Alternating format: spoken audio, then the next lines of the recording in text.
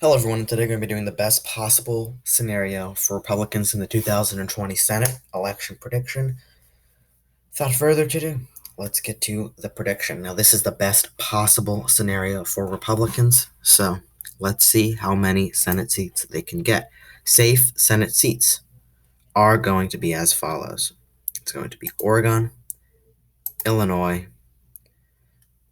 Delaware, New Jersey, Rhode Island, Massachusetts, and I'm pretty sure that is about it.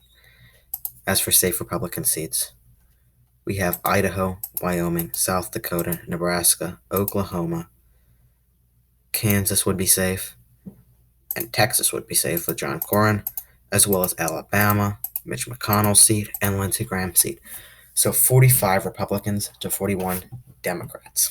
Oh, and I forgot Alaska. So this is the best possible safe scenario you would possibly have for Republicans. Now, likely Democrat seats are going to be Virginia. And I'm going to leave it at that for now. Just Virginia is a likely seat for the Democrats.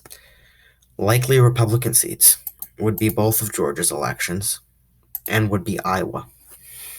Joni Ernst won by around 8.3 points. If Trump's in that election, she could spread her lead by a significant amount.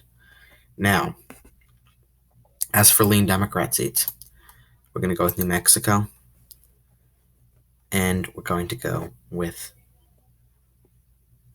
Minnesota. I'll say, actually, I'm going to leave Minnesota out of it, actually, for now. So we'll see what happens with the tilt and, the tilt states. As for lean Republican seats, would be Montana.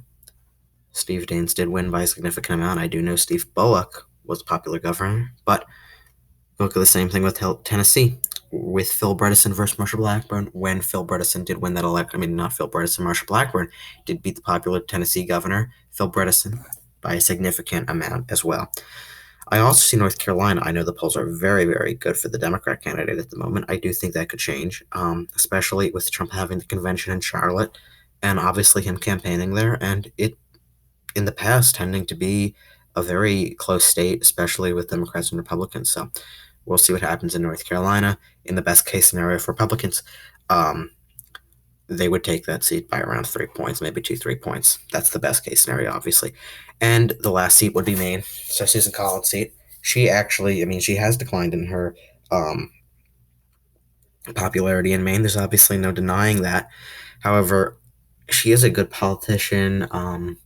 She does come off as bipartisan. She comes off as fair. She comes off as equal, at least in how I believe the most Americans see her, as she voted against getting rid of the Affordable Care Act, also known as Obamacare, and she voted for Brett Kavanaugh, and she voted for, obviously, Neil Gorsuch, and she voted against Republicans on many things. So she does have a very balanced voting record, with especially many major things in the political history. As for tilt Democrat states, it's going to be Minnesota and New Hampshire. We're going to get back to some other tilt Democrat states.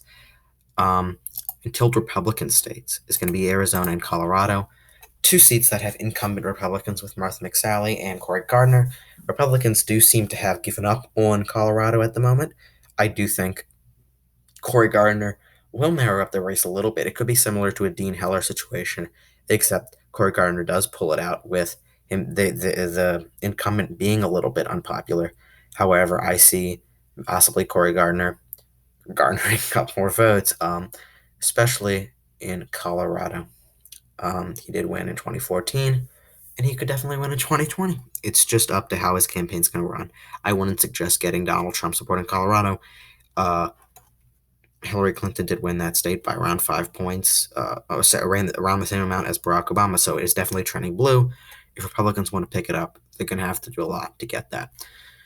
Same with Arizona. There's an incumbent Senator, Martha McSally. She is not the most popular in that state, and there is a popular governor, Mark Kelly, running against her, similar with Montana, which is why I do see the Republicans still having a big chance at it, even though Mark Kelly is up by a lot of points in the polls. If you look at the polls right now, especially, it's a little bit different from the general election polls with Arizona, but we're going to see what Mark Kelly can do.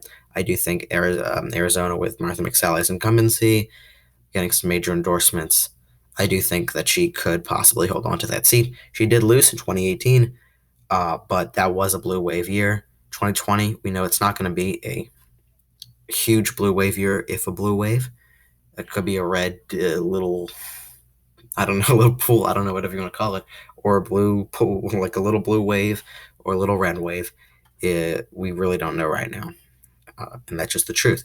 And the final seat, I'm going to have Michigan going to the Republicans because John James is, I think he could get out African American support. When he did face Debbie Stabenow in last election, she was much more popular than I think Gary Peters, who he's running against this election. He could get African American support out.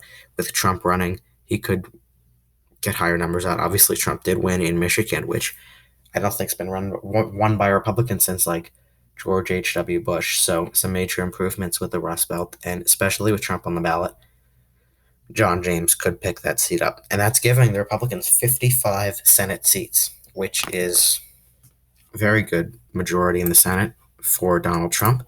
This will guarantee him pretty much getting Supreme Court justices through, assuming if he does win re-election, uh, he would be able to easily get Supreme Court justices through the Senate. So this is the electoral map without any of the crazy little colors on it. 45-55, Republican majority, assuming Donald Trump wins the presidency, and the other one will assume Joe Biden wins the presidency. This is the Republican best case scenario, 55-45, a Republican victory in the Senate. Anyway, and this, okay, I mean, I'll just play around for a second here. If Republicans, I mean, their best case scenario as of right now, but if Republicans were going to have the best night ever possible, then they would take 58 seats. But that's not going to happen. We all know that, which is why I didn't really count them. But they will play in these states. They just won't play as much as in other states that they could win in. Anyway, thank you for watching. Hope you guys enjoy, and stay tuned for more videos. And make sure to subscribe to my YouTube channel. I really appreciate it. Have a good day.